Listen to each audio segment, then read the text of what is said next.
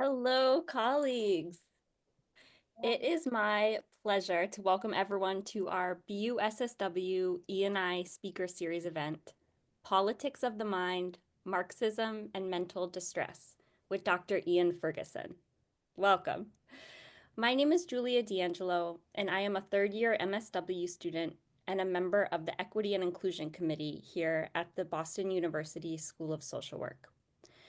Our E&I committee includes all BUSSW stakeholders, faculty, staff, students, administrators, and alumni. The committee has been around for many years, engaging in the work of building equity, justice, and anti-oppressive practice here at BUSSW, as well as amplifying social justice-focused activities in the community.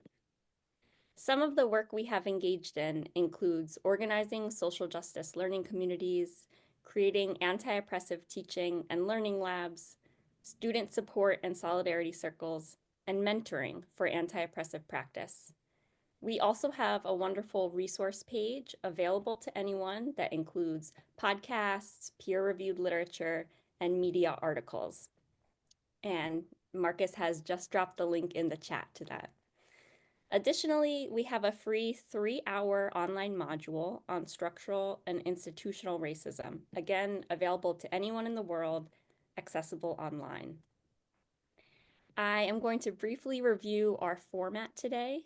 I will introduce Dr. Ferguson, and he will present for about 30 minutes. We will then have 3 members of our BUSSW community offer 1-minute reflections about the presentation and ask Dr. Ferguson a follow-up question. And finally, we hope to have time to answer or to ask and answer a few questions from the audience. Before we begin, I'd quickly like to review some Zoom housekeeping items. If you are receiving CEUs, please keep your camera on during the entire session. Additionally, you will need to complete the evaluation and post-test form at the end of this session. We will put the link to that in the chat, and you unfortunately cannot access the evaluation after this event, so organizers from our team will stay on the chat for minutes afterwards or on the Zoom to make sure that you can access that link. And once you complete the link, it will take approximately 2 weeks to receive your CEU certificate. As a reminder, this presentation is being recorded, and we will post this recording on our E&I Speaker Series page after the talk. Closed captioning is available for this event through Zoom. If joining by computer, please click on the live transcript button on the bottom of your Zoom screen. Once you click on live transcript, please then click enable to start the closed captioning. If joining by phone, please go to settings, meeting, closed captioning.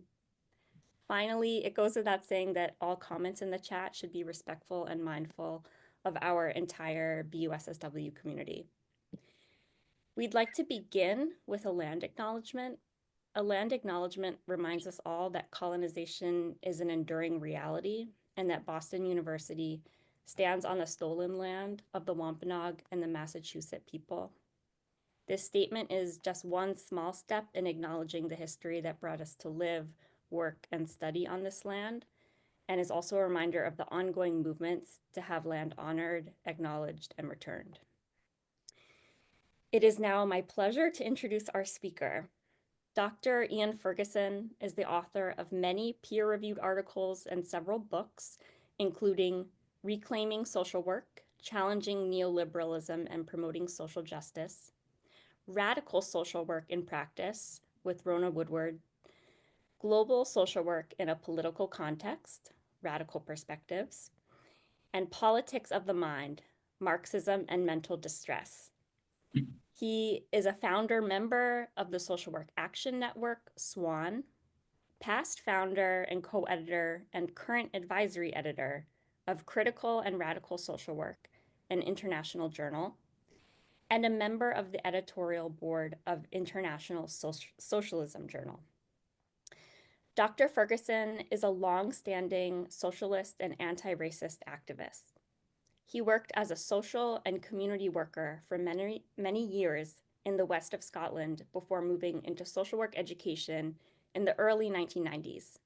He taught at both Paisley University and Stirling University, and prior to his retirement was a professor of social work and social policy at the University of the West of Scotland.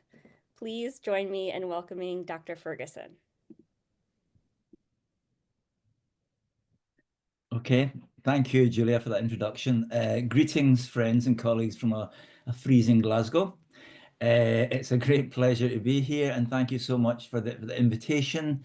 I have worked with your colleague, Dawn Belkin-Martinez, for I think it's almost 12 years now since Dawn first came to the Social Work Action Network conference in Glasgow in Liverpool. And since then, we've had connected in building a radical international social work network. Of some awareness of some of the fantastic work that is being done at Boston. I think it's incredibly important that we continue to develop and see right Mill's memorable phrase, models of social work that connect private troubles to public issues.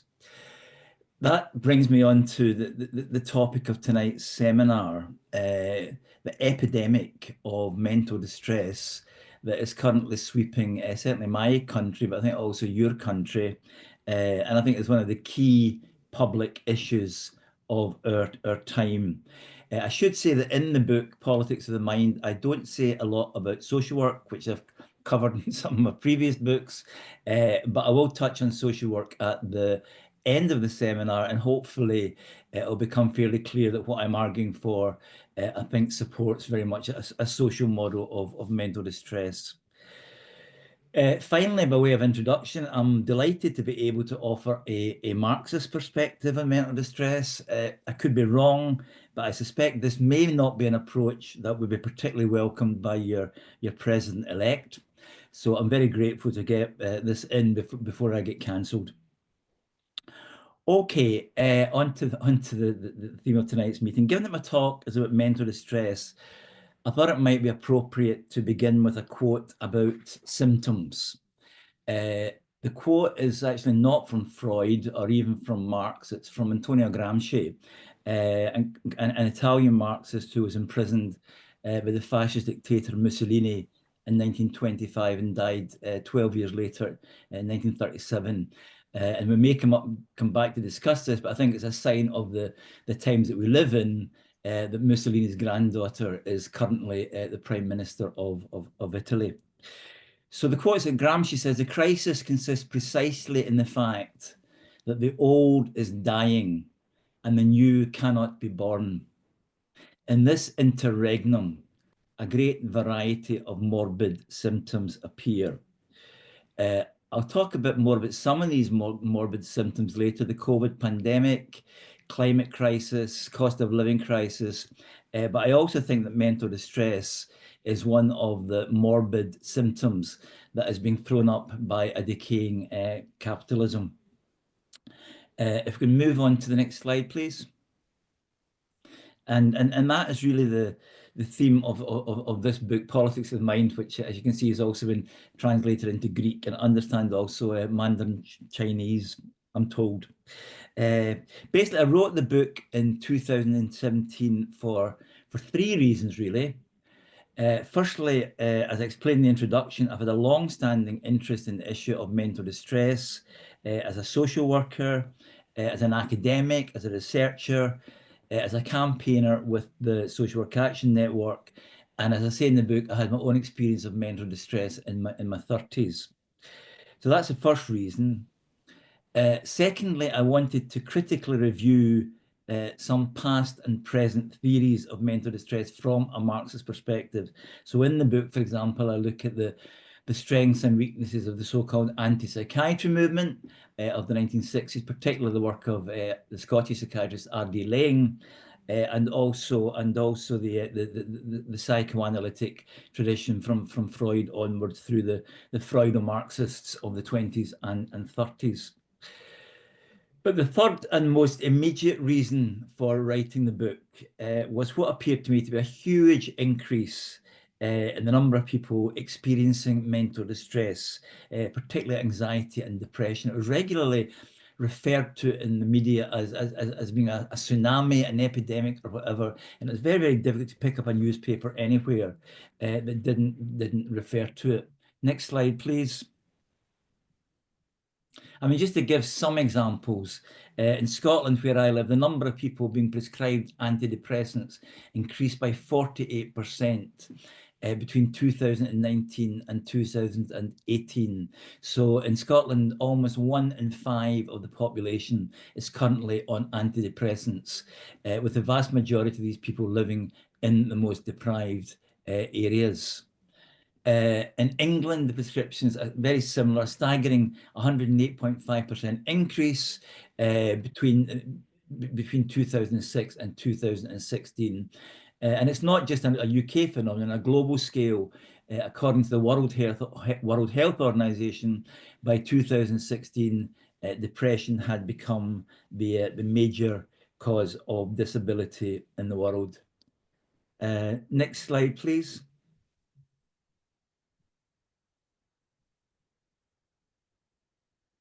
And since then, of course, we have had what the writer Adam Tooze has called the polycrisis, all the different aspects of it, I think, had a huge impact on mental health. We look at the COVID pandemic, there is the mass experience of bereavement and loss, but also the experience of long COVID, and of social isolation, of children missing school, and so on and so forth. We've had the impact of climate change, the rise of what is sometimes called climate anxiety, particularly among young people, the cost of living crisis, the ever increasing threat of war, including the possibility of nuclear war, and of course the rise across not just the US, but across much of Europe, of the far right, and the growth of racism, particularly Islamophobia. So it's maybe not terribly surprising that a recent study in September of this year found that mental distress has now overtaken cancer and obesity as people's biggest health concern. So basically in the book, I wanted to explore the extent to which a Marxist approach could help us make sense of this epidemic of emotional distress, and no less importantly, to point to ways in which it could be collectively challenged.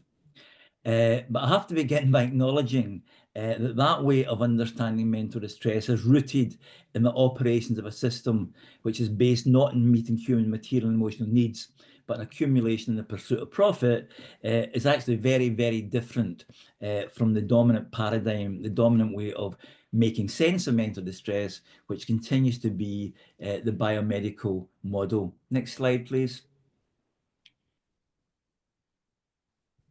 As a recent a report I refer to, very comprehensive review of the literature, the Power, Threat, Meaning Framework, which I include in the references to this presentation.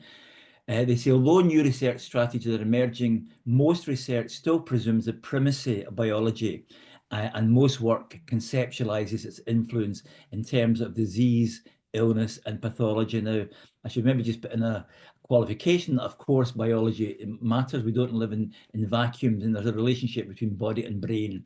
But actually, the biomedical model gives overwhelming priority to the biological aspects. And I think it's quite nicely summed up by the writer Johann Hari in 2007, where going to his doctor as a teenager, actually, but over the next 15 years, he says, I had my story. In fact, I realized now it came in two parts. The first was about what causes depression. It's a malfunction in your brain caused by serotonin deficiency or some other glitch in your mental hardware. And the second was about what solves depression, drugs, which repair your brain chemistry. So essentially, I don't have time to explore the model in detail, but essentially it comprises these two elements. The first, that mental health conditions are located primarily in the genes or in some kind of brain malfunction. As Harry says, for example, the lack of a chemical called serotonin, people in depression, or too much of a neurotransmitter called dopamine in people with a diagnosis of schizophrenia. Doesn't mean that social factors are not considered, but they tend to be seen as secondary. So that's the first part.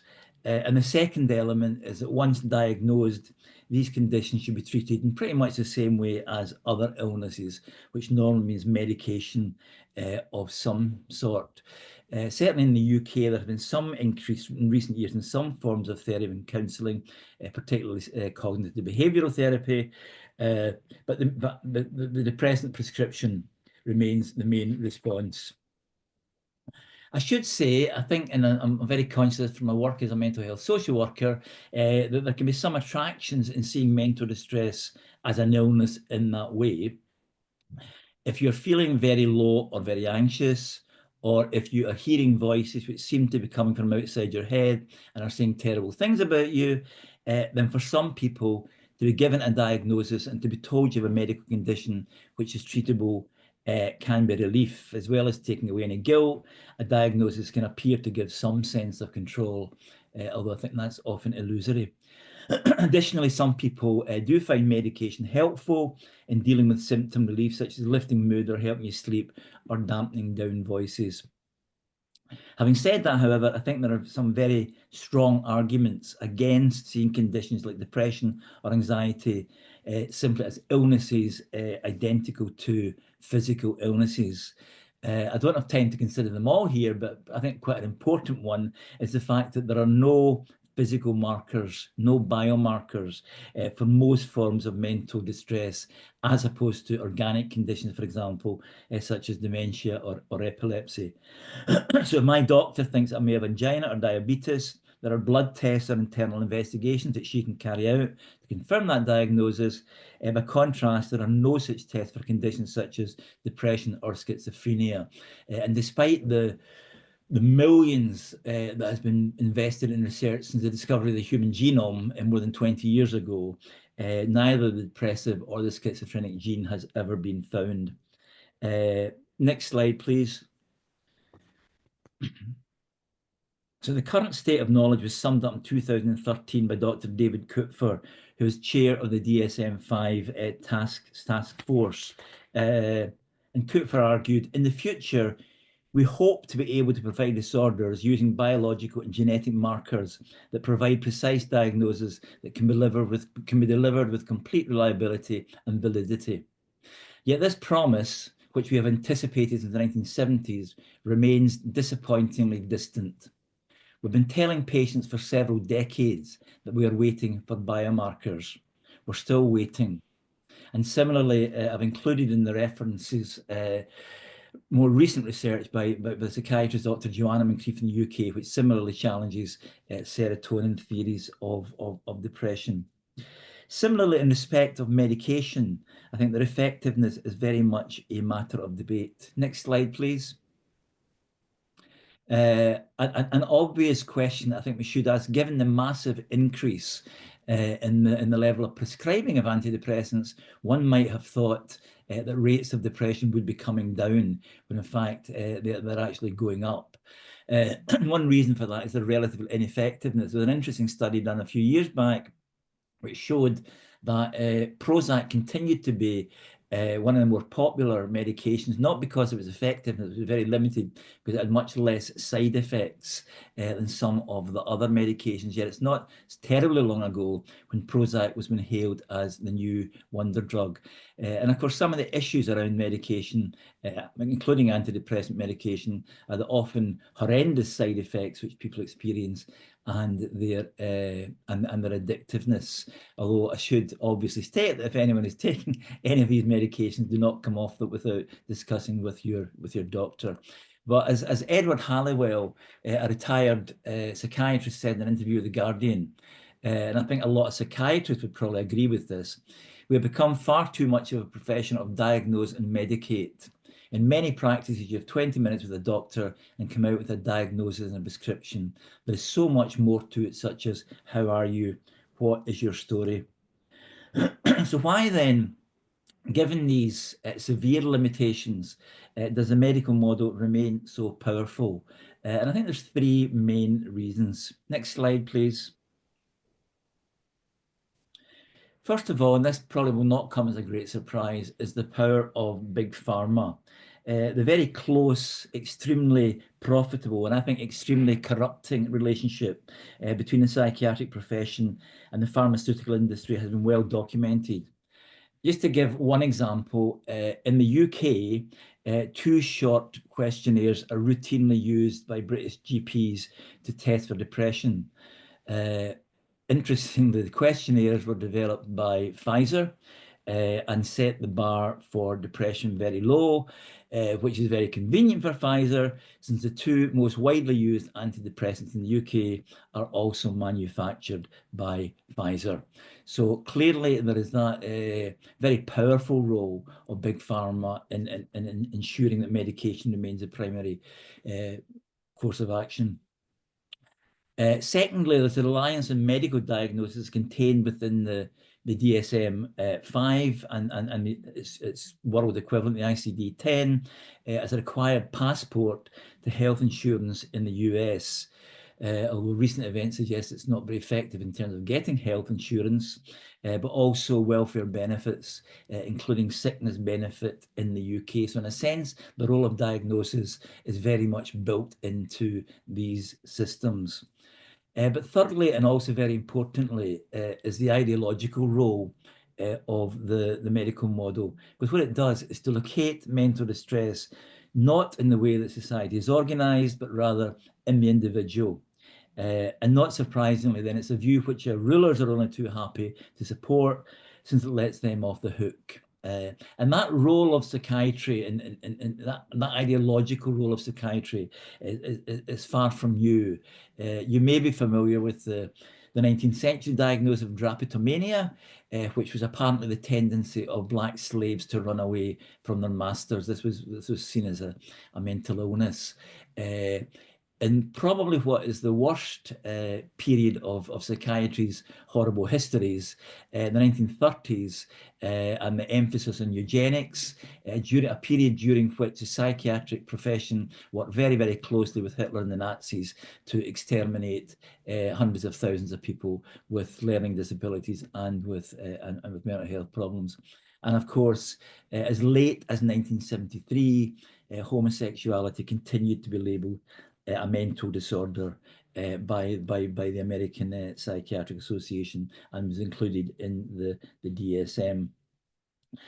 But the major problem for that model, I think, is that there is now, as well as these criticisms, there's now a very large and a very powerful body of evidence, usually referred to as the social determinants of mental health research, which is brought together in the power, threat, meaning framework that I mentioned, which shows that structural factors such as racism and transphobia, as well as a range of different kinds of trauma, especially childhood abuse and early life trauma, can also make people much more vulnerable to mental health problems. Next slide, please. So just to briefly touch on some of these, in both the US and the UK, data show, well, I think mainly in the UK actually, data shows that African and Caribbean men are much more likely to develop some kinds of mental health problems during adulthood, for example, like schizophrenia and to a lesser extent post-traumatic stress. It's also the case that Black men in particular in the UK are much more likely to end up in the hard end of the psychiatric system in terms of ECT, in terms of insection, in terms of locked wards and so on.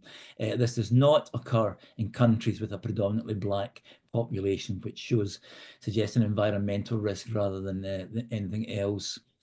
Similarly, the very high rates of transphobia, of attempted suicide and suicidal thoughts among transgender adults in the US and the UK have nothing whatsoever to do with the brains of trans people, but a reflection of the very, very high levels of transphobia that people experience in their lifetimes. In Britain, attacks on trans people has become one of the most revolting factors in the culture wars that have taken place over the past few years.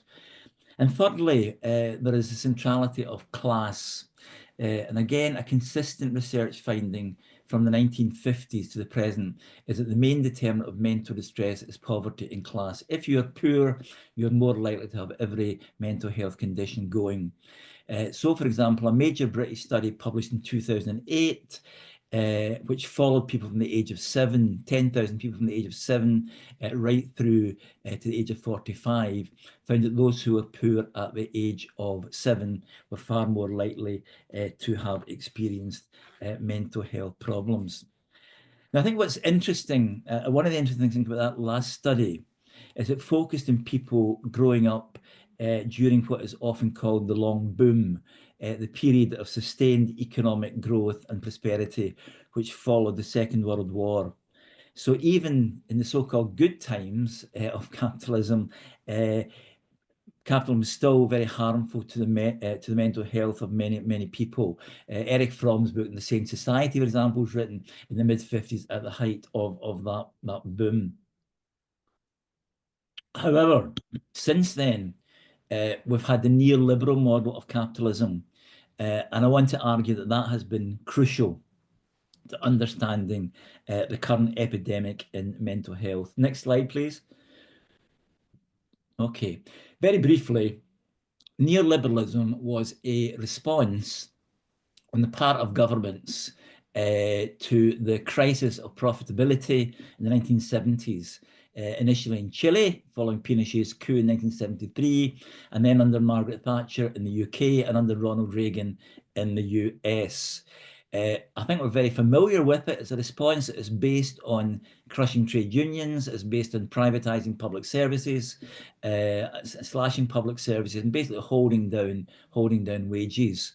It was described, I think, very aptly described by Warren Buffett in 2006 when he said, "There's class warfare, all right, but it's my class, the rich class, that's making war, and we are winning."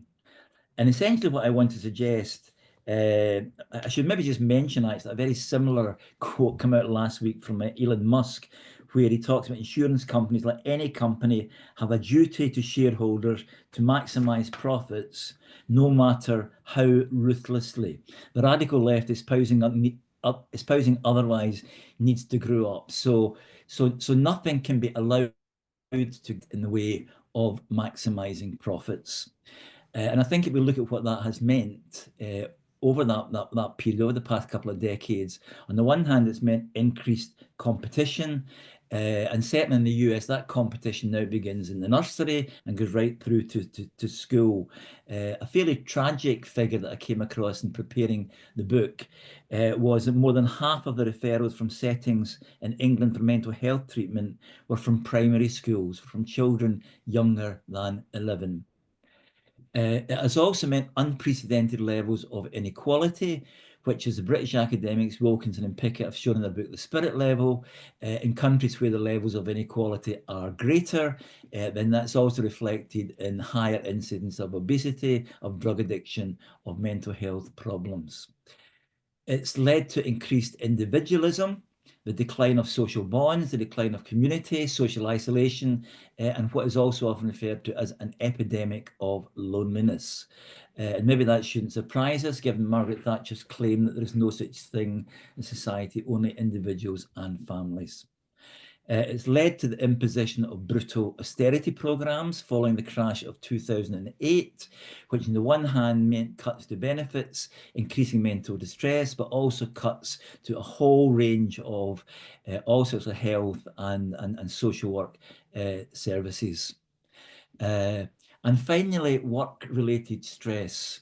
In the UK in 2021, depression or anxiety accounted for 50% of all work-related cases. And that's sometimes referred to by sociologists as the intensification of work.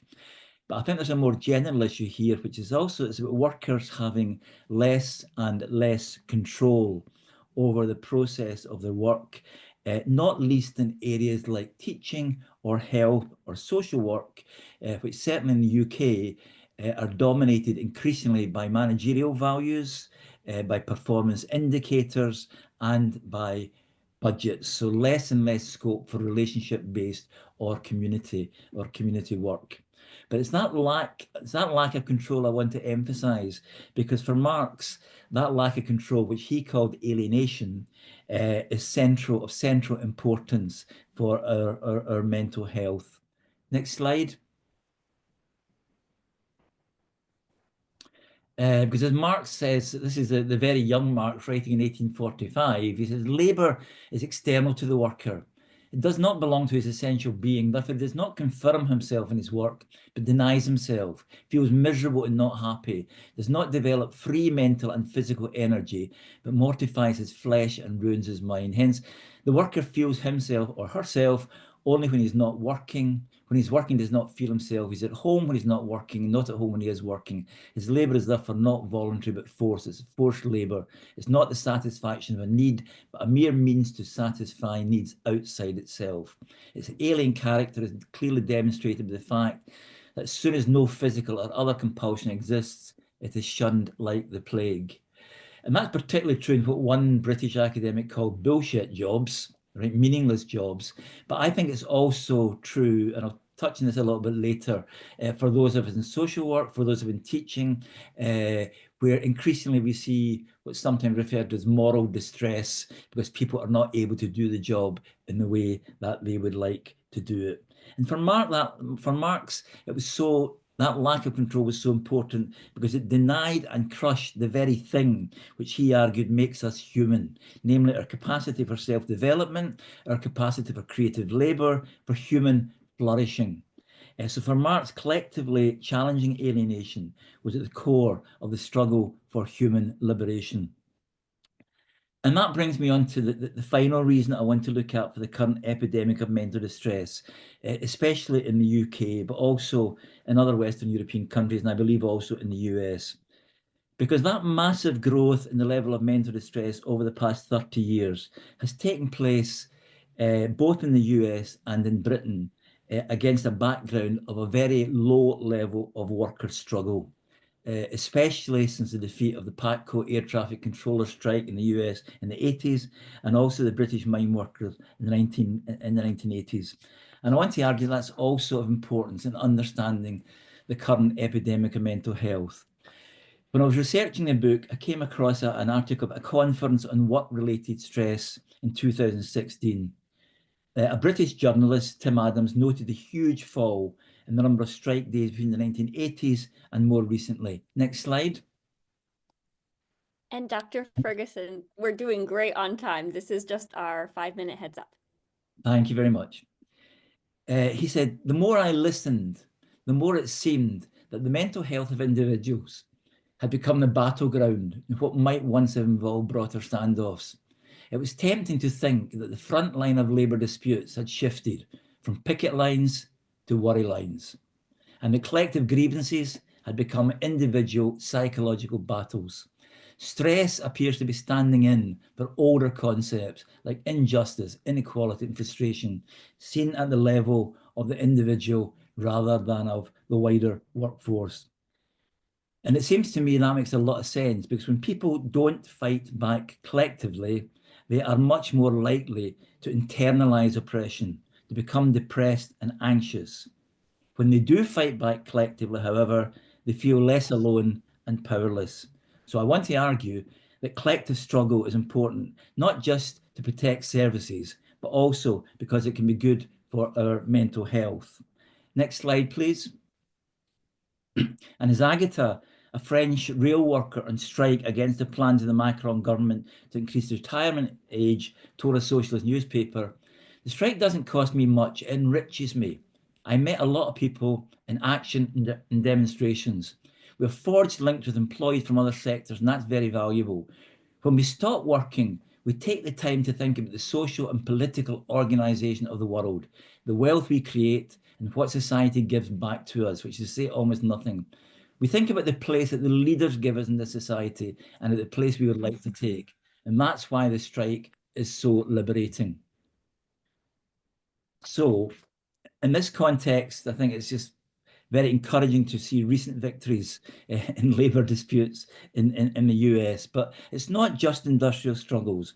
I think struggles against racism, struggles, movements such as the global solidarity movement against the genocide in Palestine can also generate what one writer has called mournful militancy, collective struggle and resistance growing out of horror and trauma. And of course, it also includes building a social worker resistance. Next slide, please. I'm not going to have time to talk about this, but essentially it was that impact of managerialism, the fact that so many workers were saying, as we called our meeting in 2004, I didn't come into social work for this, that led us to set up the Social Work Action Network in the UK. Since then, we've had regular annual conferences, we've had campaigns to defend asylum seekers, to oppose cuts, and to challenge the scapegoating of social workers. We made links with the trade union Unison and a whole range of social movements. And as it was mentioned earlier, we have launched Critical and Radical Social Work, an international social journal, and have also been able to build links with radical colleagues, not only in the US, but in Greece, Ireland, Canada, and so on and so forth. So in conclusion, what is to be done? Firstly, I think at the level of social workers, we need to fight for what the users movement calls more and better services. That means fighting against cuts, against closures, but also means fighting for more resources, public, not private, less medicalised services with more access to talking therapies, services based on experience of service users, such as the Hearing Voices networks that have developed over the past decades, as well as the kind of models that I understand that you're developing at Boston, which is fantastic. Secondly, and obviously, we need to collectively challenge oppressive social policies, whether racism, transphobic, or whatever. But just finally, in my view, we need to go a bit further. Final slide, please. This is a fantastic book that came out in 1978 on the social origins of depression in women. So they studied women across the UK, and they looked at why they become depressed. And they said, while we see sadness, unhappiness, and grief as inevitable in all societies, we do not believe this is true of clinical depression. In other words, there is nothing natural, there is nothing inevitable about the epidemic of emotional misery that we are currently witnessing. It's a product of a society that is based on alienation and in the denial of our most basic human needs. So yes, I do think we have to fight for more and better services, but above all, we need to fight for a different kind of society, one based not on the accumulation of profit, but on human need. And I'll leave it there. Thank you. Dr. Ferguson, thank you so very much for that very powerful examination of what is called mental distress and the factors that truly make us sick. There is so much to discuss, so we will jump right into our series of 3 reflectors and then hopefully have additional time for questions from our participants. Thank you again. I would like to introduce our first reflector, Faye Ko is a first-year part-time MSW clinical student at BUSSW. She has undergraduate degrees in psychology and theater and is interested in learning about and imagining new ways to engage in anti-oppressive practices. She is committed to bringing this mindset to her future work as a social worker. Thank you, Faye. Hello, everybody. Thank you, Dr. Ferguson, for that talk. It was very enlightening. I did learn a little bit about it in class, but it was definitely really interesting to hear about a little bit more of a outside of the US perspective, and that there are a lot of parallels, obviously, in other countries. But something that I've always wondered about as a future clinical social worker, I know that we do need to still be very involved with macro social work and activism and like doing more work to create these policies that would address these social determinants of mental health. But for individuals who may not have, who may not be aware of these, of like these social determinants of mental health, and who may not have, in some ways, like the luxury or the time, the luxury to have this time to sit and think about those things or the resources to be able to like join in a collective struggle. How could we bring this awareness without overwhelming those individuals and still address their immediate concerns with mental health? Yeah. Thank you, Faye. It's a really good question. I love the fact that you're bringing drama, trying to make the link between drama and social work. I think that these are some of the, for example, the work of Augusto Boal and so on. I think these are some of the connections. We need to be imaginative about how we do it. I think that and you can fill me in on this. The problem that many social workers face here in Britain is not only that they cannot get engaged in structural fights or collective forms of, say, community work, but actually even at the most basic level, the dominance of managerial approaches, which are based on managerial values rather than social work values, means that they are also not even able to do what at one time would have been seen as good basic social work, relationship-based work. So that's part of the struggle just now. It's partly about resources, but I think it's also partly about the dominance of a case management approach, which downplays where most of the ongoing work is outsourced. But I do think that in terms of how do workers who are clinical social workers, how do you sustain yourself? How do you create the spaces where you can begin to think about some of the bigger issues? And I think that's very important. I think we have to think about within teams, is there scope for example, bringing in speakers or bringing in people from service user organizations, just to begin to make these very basic links between the individual practice and the conditions of their lives. I mean, I know, for example, in my own experience, way back in the late 80s, when managerial approaches began to dominate, one of the first things that happened was that we were no longer allowed to have collective meetings of workers, okay? And that was one of the first things to go. So I do think as a first step, that we need to go beyond I think social work has become quite atomized. And I think we need to challenge that. As the clue is in the name, it's social work. So actually, I do think that we need to look at creating forums, whether it's, I think excellent forums like these, which can bring together practitioners and academics and students to begin to thrash out new forms of social work to challenge the awful situation that we find ourselves in. I did a talk on mental health social work a few years back, and I called it the dog that hasn't barked. Because it does seem to me that social work is so well suited to address so much of the current mental health crisis. But actually, we have, as a profession, we have been marginalized, and I think we have to challenge that. Thank you. Thank you so much, Faye and Dr. Ferguson. Our next reflector is Emily Phillips. Emily is a 2024 graduate of the off-campus Fall River program and received her BA in psychology from Boston University in 2018. She completed her field hours at Child and Family Mobile Crisis and the VA. She is currently a school social worker at a middle school as part of the student support team. Prior to this role, Emily was a special education teacher at the May Institute. Thank you, Emily.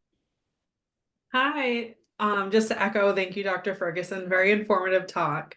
Something that really resonated with me was when you mentioned, teachers who are feeling really burnt out and they're unable to perform their jobs how they see fit. So whether it's teaching at a remedial level and like lack of resources and the increase on individualism and decrease in community.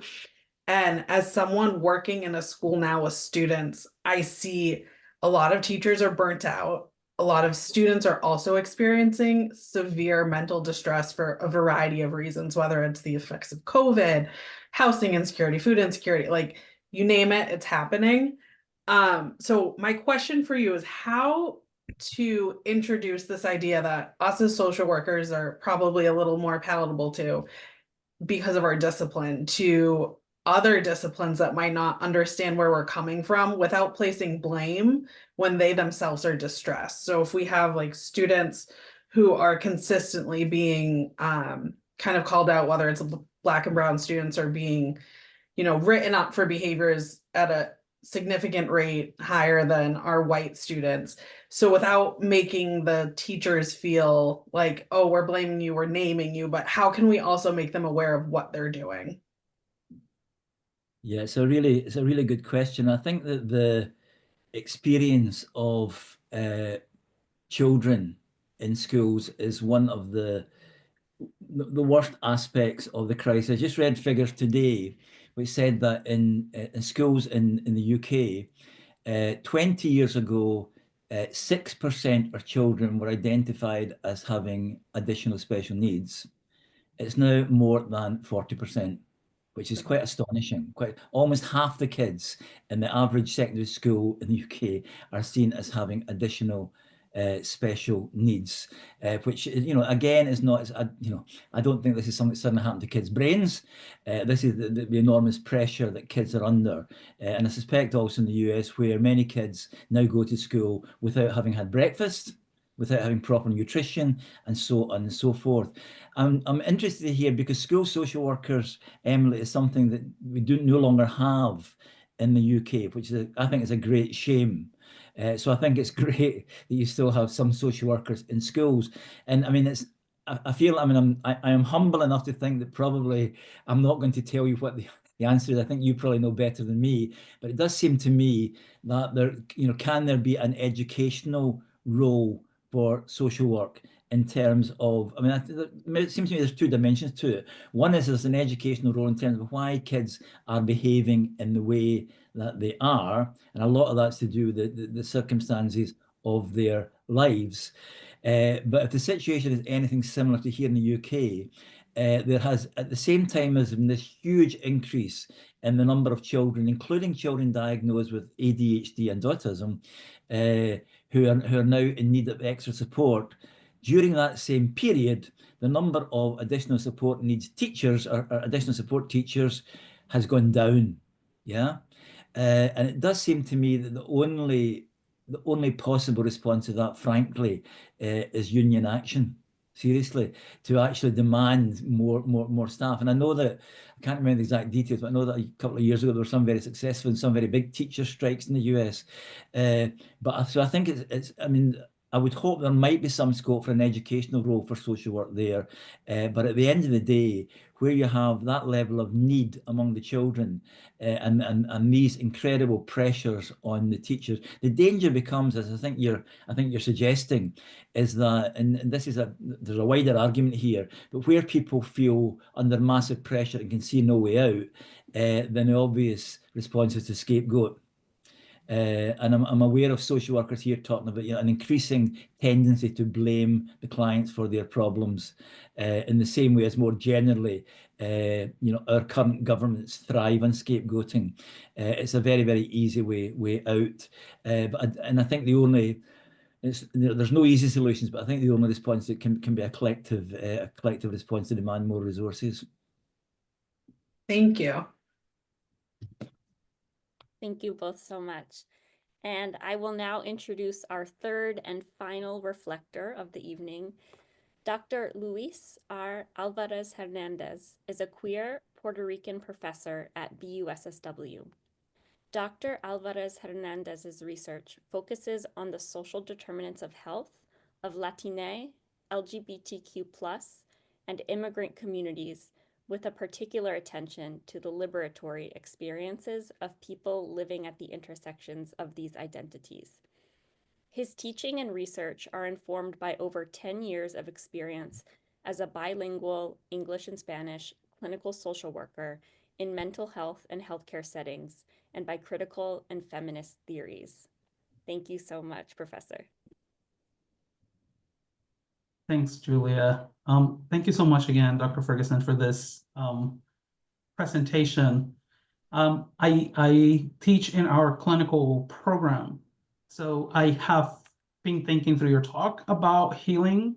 When I listen to your talk, I hear this cycle that we're in, right? We're told that we're defective, so we're given medication. Of course, that medication, it's helpful to capitalism because they're so expensive.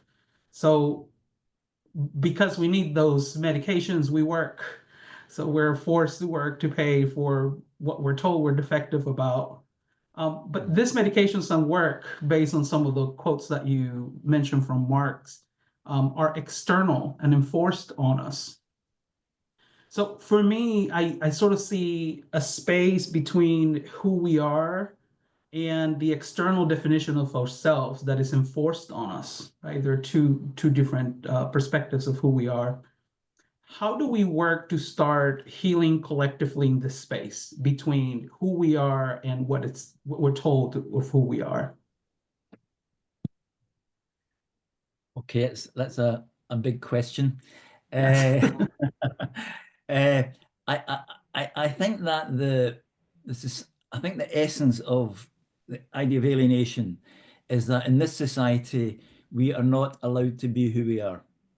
Okay, so if you're queer, or if you are trans, or even if you're autistic or whatever, that you are required to behave in certain ways. And I think so many of the problems that people experience arise out of having to bury or deny what is a very central part of who they are. And I think that is a major cause of mental distress. I've been speaking recently to friends who have been given the diagnosis of autistic, and I think the amount of energy that they have to expend on masking what they really feel, or masking behaviors, it takes up an incredible amount of energy, which obviously affects concentration. Similarly, if you are hearing voices, then given the stigma associated with that, you have to spend so much of your time pretending not to be hearing or whatever. There's a story that I sometimes quote, which I found quite moving. I had a cousin who had mental health issues all through her life, had been in and out of psychiatric hospitals. And I met her when I was working as a social worker in a psychiatric hospital, and we went for a coffee. And I said, look, if you don't mind me asking, what is it? Do you have a diagnosis? And she said, well, the diagnosis is depression. She says, but I hear voices, but don't tell my parents because they'll think I'm mad. You know?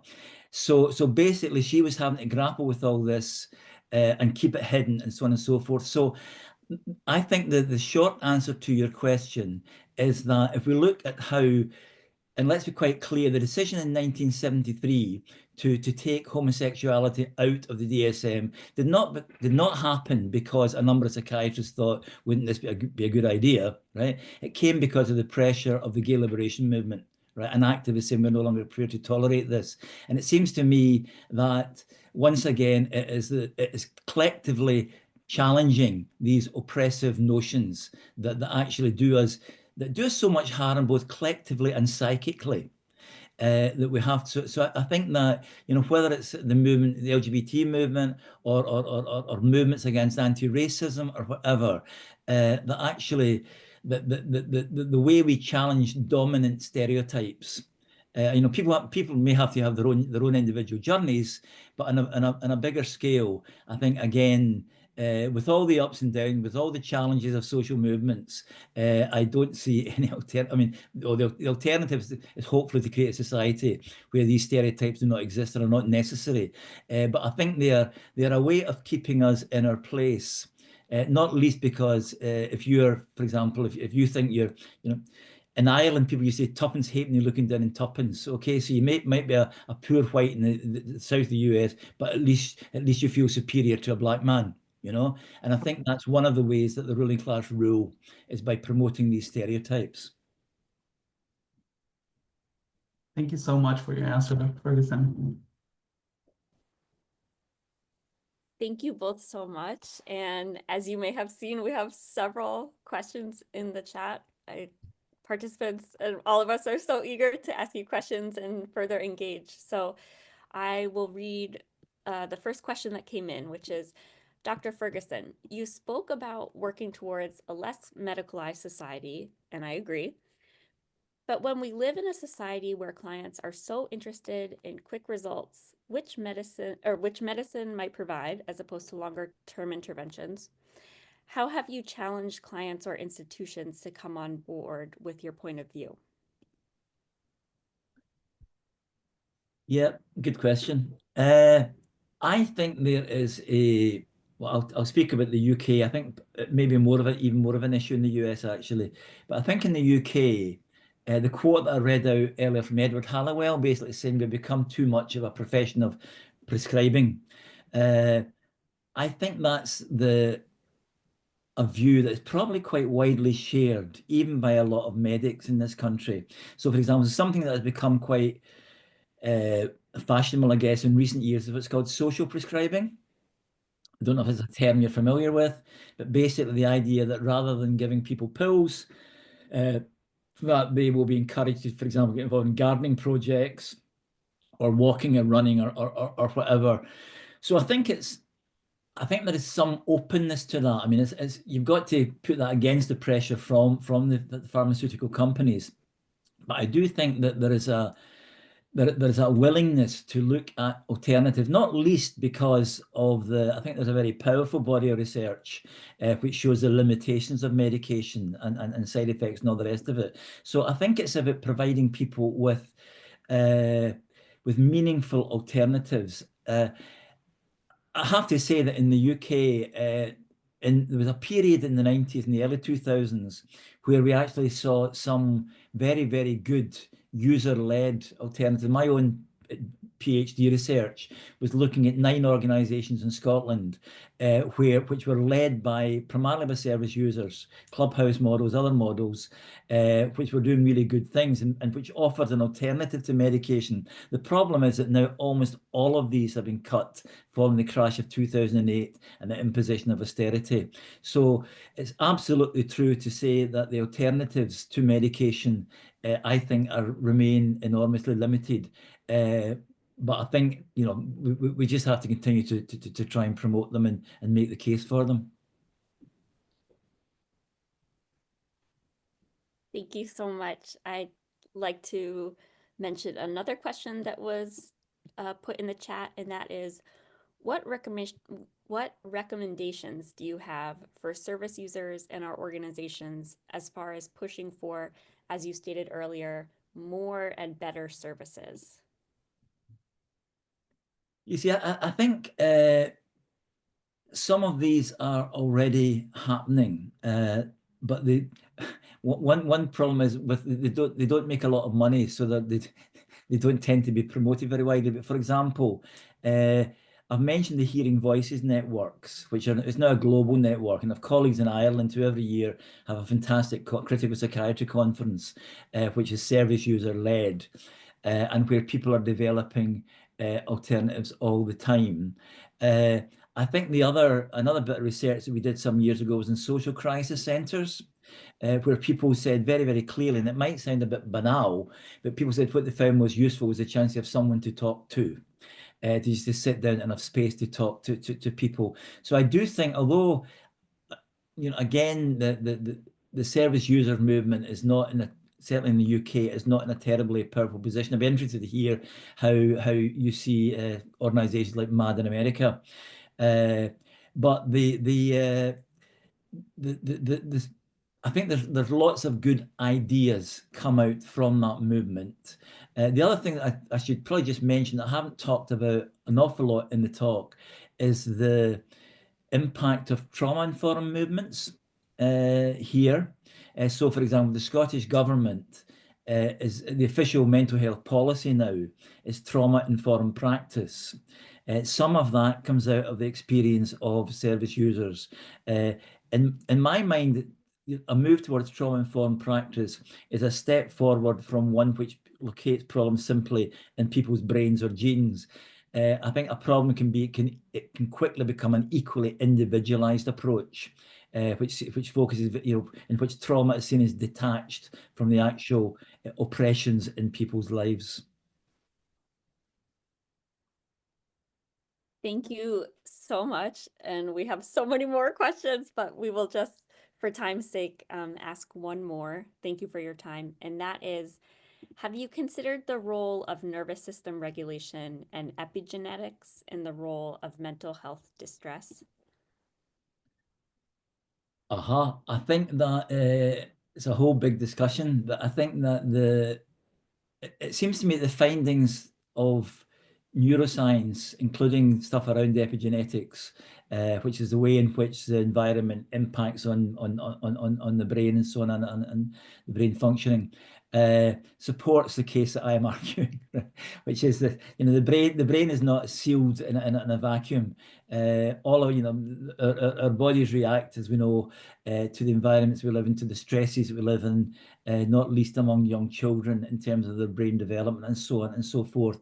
So the danger always of things like theories of epigenetics is it can put the emphasis back the other way and saying it's all about what happens in the brain. But it does seem to me that, and I would not claim to be an expert on epigenetics, but it does seem to me that it should not really surprise us that where people are living through trauma, through complex forms of stress or whatever, through structural oppression, that clearly that will have an impact on all aspects of their physical body, and so on and so forth. But it seems to me the answer to that is to challenge the factors that are triggering these pathways or destructive pathways in the brain, rather than the other way around. Thank you so much, Dr. Ferguson. This has just been fantastic. And as you saw, we could keep asking you questions for hours, but it's already so many hours later where you're based than local Boston time. So thank you for your generosity of time. We are just so grateful.